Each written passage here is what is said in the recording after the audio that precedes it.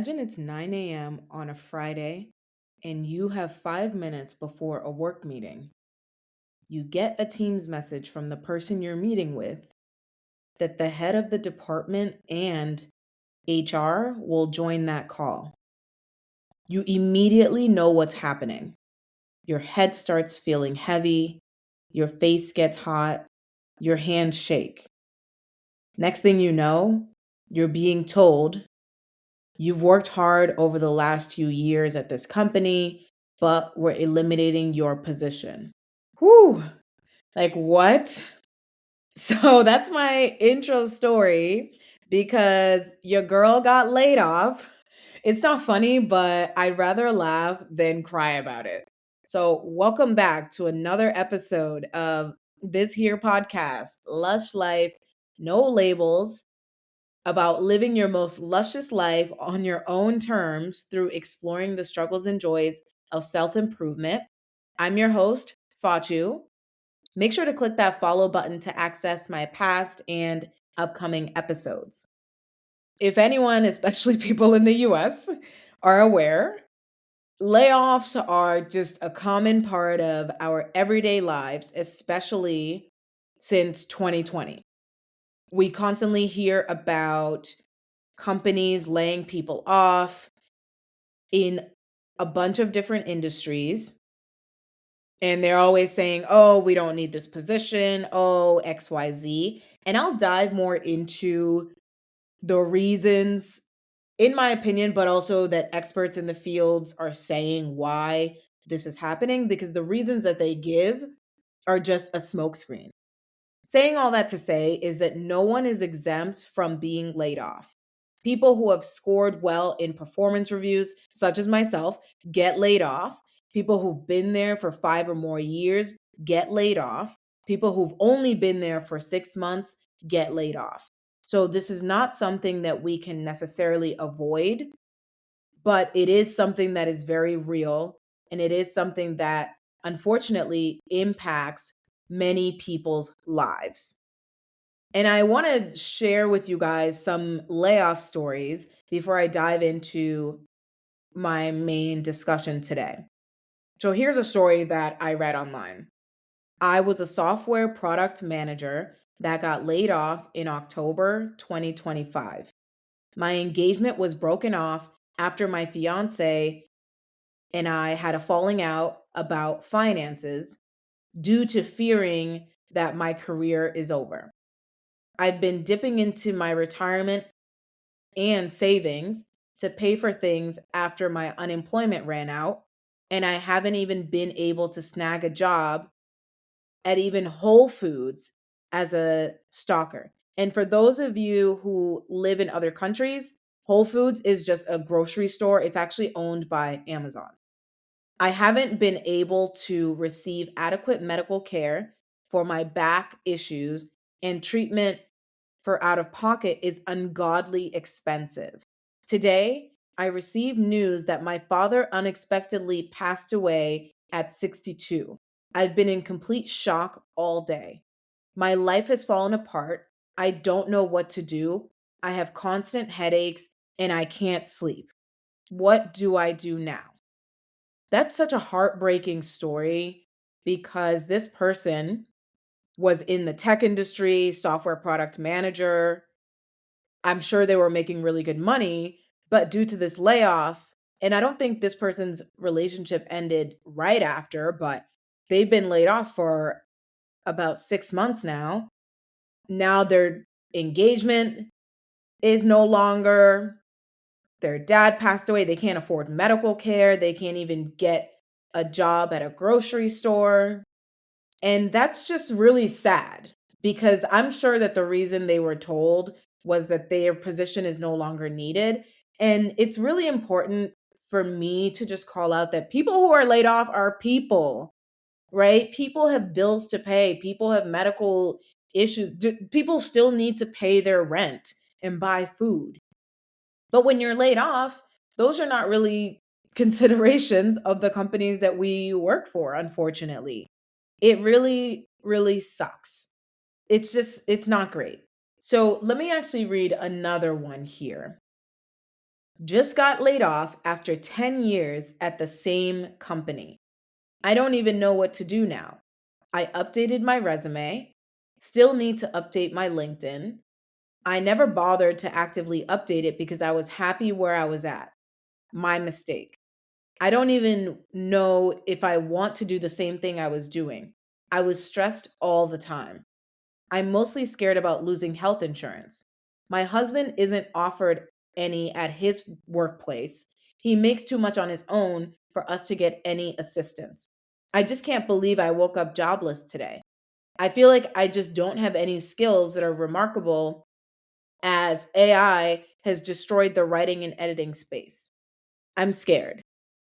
Again, another story here that is really, really difficult.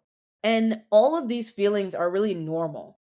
And it does indicate that this person is responsible and thoughtful because the first thing that goes is your mental health. And I'll dive into that.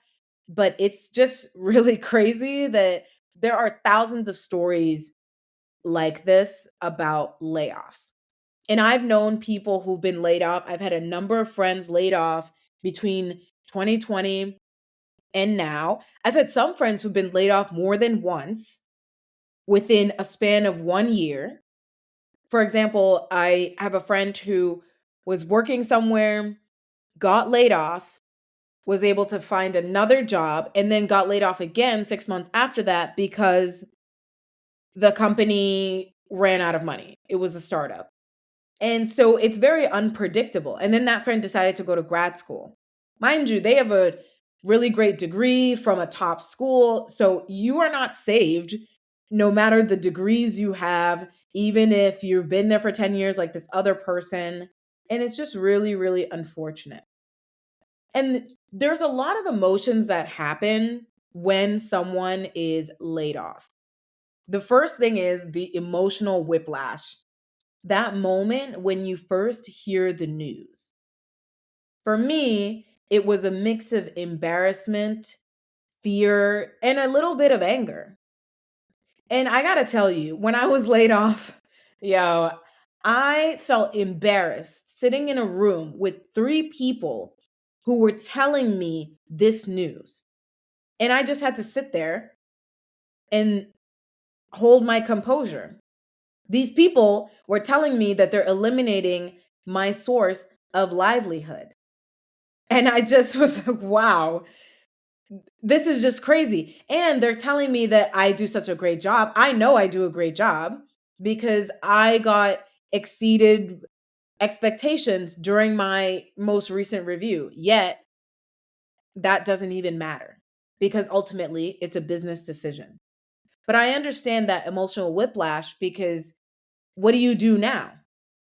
And in the US, which I'll talk about later, we have this thing of money is everything.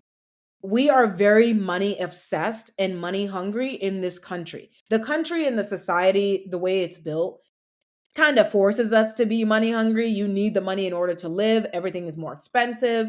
We have to pay for our own healthcare, et cetera, et cetera. And so the way that we live in American society forces us to play the game if we just want to even cover our basic expenses. And with that, there's a very specific identification that we've been taught and conditioned that we basically our identity is directly tied to the job that we do. And if we don't have a job, or depending on the job that we do, we are going to be judged for that in society. And we will judge ourselves for that. So if we don't have a job or we're laid off, then we think we are inadequate versus it being a symptom of the society that we live in. Also, with all this, there's the instinct to compare ourselves to other people, saying things like, oh, why was I laid off, but that person wasn't? Again, it's not a personal thing, but in the moment, yes, it certainly does really, really feel personal. The other thing that I thought of when I got laid off was, oh, I should have seen this coming. And then spiraling around that. I'd say I kind of saw the writing on the wall and I was looking at other opportunities And unlike previous job cycles, everyone would know this in the US, it's taking months and months and months. I just read some stories to you guys. People, it's taking more than 6 months for people to get jobs.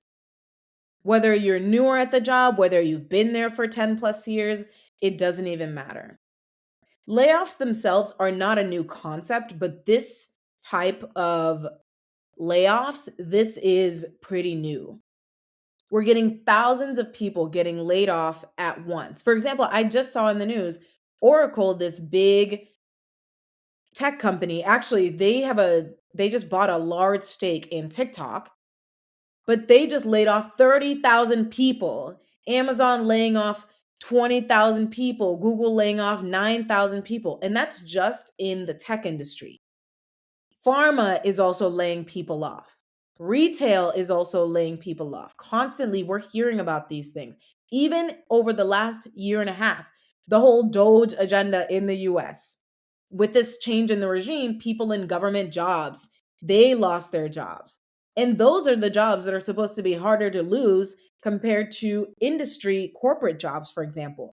And that just goes to show you that everyone is dealing with this stress. Even if you haven't been laid off, you are probably thinking, what if it's me next time? One of my friends, I kid you not, her company did 3 rounds of layoffs. Luckily, she made it through all 3 of those. But can you imagine every single day going into the office, hearing people getting let go of their jobs?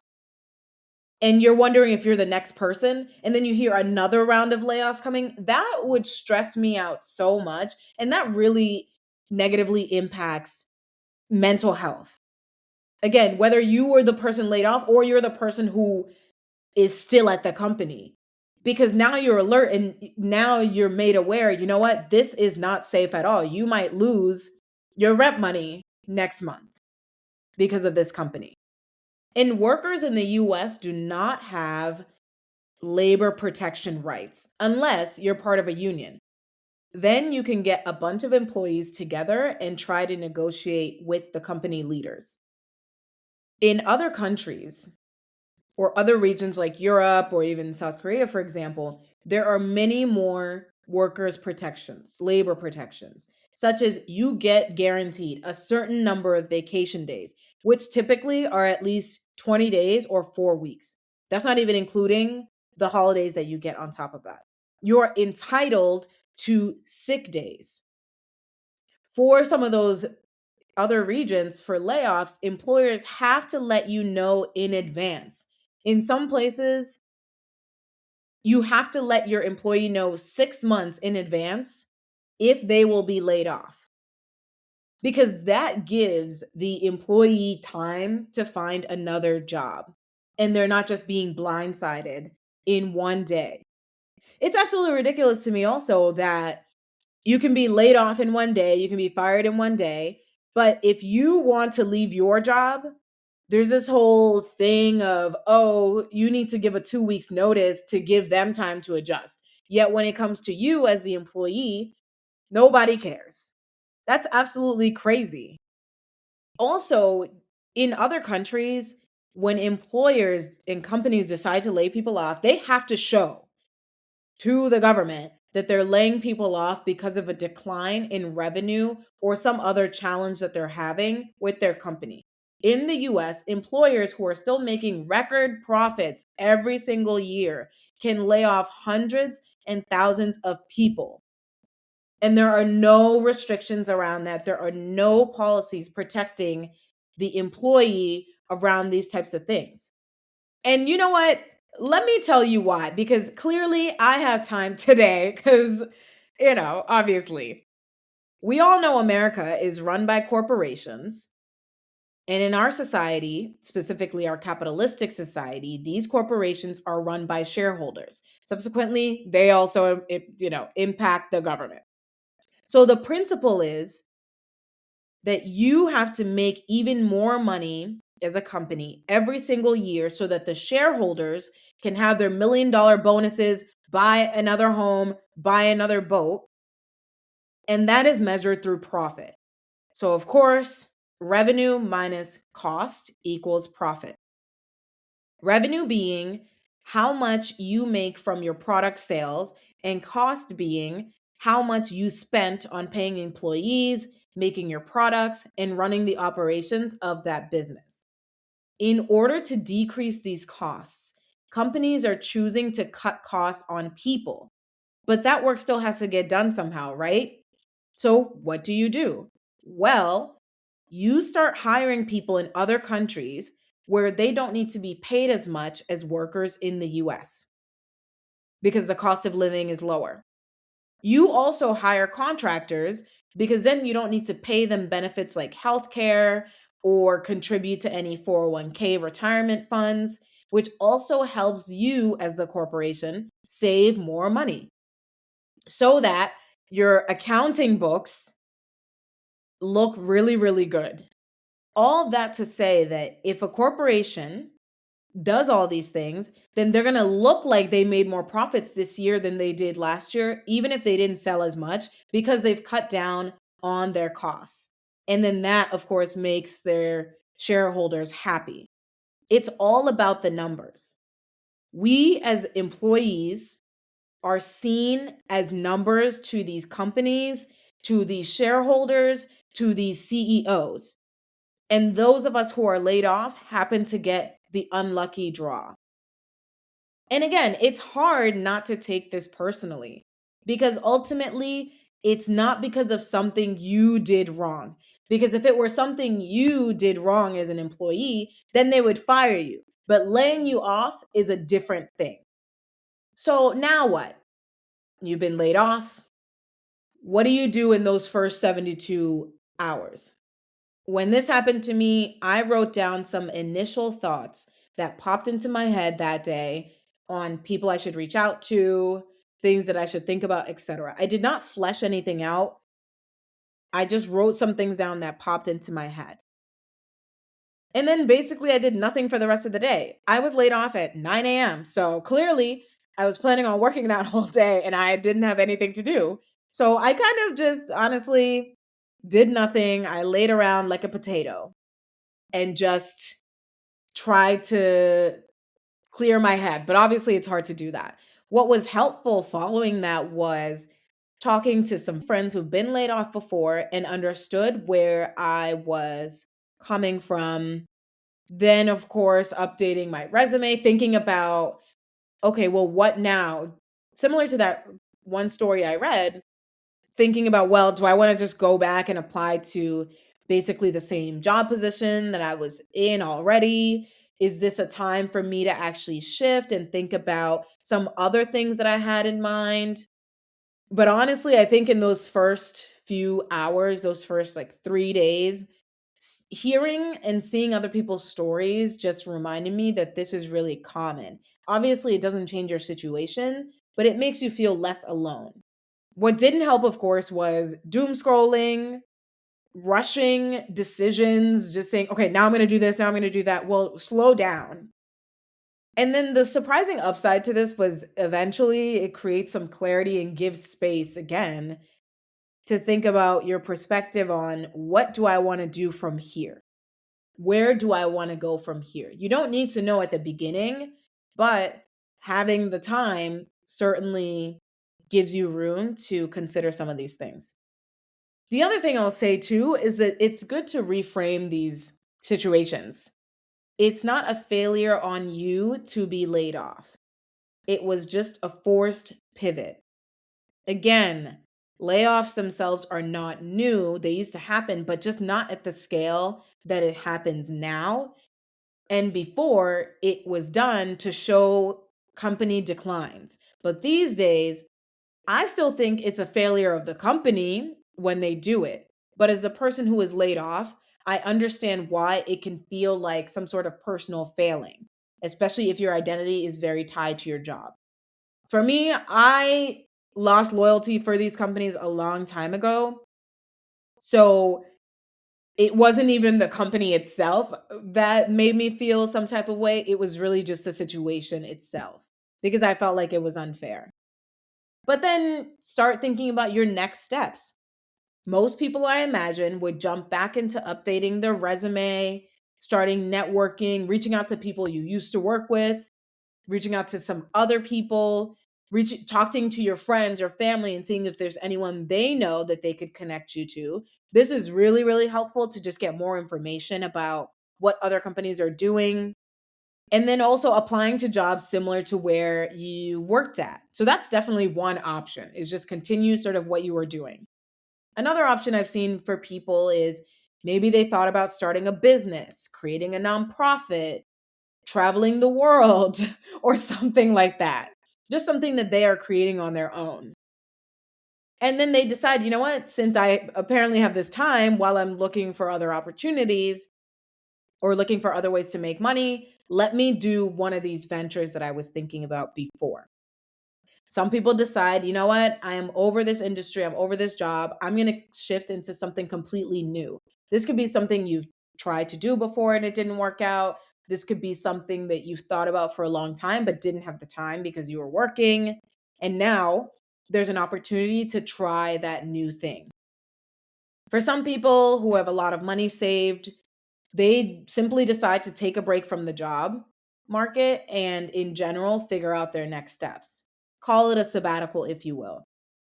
And that's, I'd say, certainly a privileged position to be in, where you don't need to find a job right away. You have some time, especially if you get severance from your company, then you do have some time and some runway compared to some other people. Although with the job applications taking at least 6 months, all of that, there's only so much time you can take off. But yes, having the money saved definitely creates less stress in that sense. But honestly, this is a time where you can slow down and think about what you want and what is best for you. Being laid off was not in your control, but what you do next is in your control. And think about this. You did not lose your skills. You've simply just lost a container for them, and you can apply them in other places. And also take this opportunity. This may be the first time in years that you've asked yourself what it is that you really want. Maybe you've just been overworked and burnt out, and this is the slowdown that has been given to you. So, again, I know layoffs are really not great. It doesn't bring a good feeling in. One thing I want to leave you with, that I want you to say to yourself, whether you've been laid off before or if this happens, unfortunately, in the future, is they took my job, but they can't take away my education, my skills, my work ethic, or the way I think. Those are the things that are part of my story and my journey, no matter what I do for work. So, I challenge you to think about what's one area in your life that might be overdue for a reset. This question can be applied whether you are currently working or not. It doesn't need to relate to work per se. But what's one area in your life that may be overdue for a reset? Maybe it's changing your furniture. I don't know. But hang in there, everyone. Being an employee, especially in this country, is tough. Even if you're working right now, I'm sure you're feeling the stresses of all of the things that we are dealing with in this country. And for those of you in other countries, I'm sure you also are dealing with your own challenges when it comes to working and employment. I think this is just a big global issue right now. So we're in this together and just got to hang in there. So, thanks for listening to another episode of Lush Life No Labels. Cheers to your lush life, and see you later.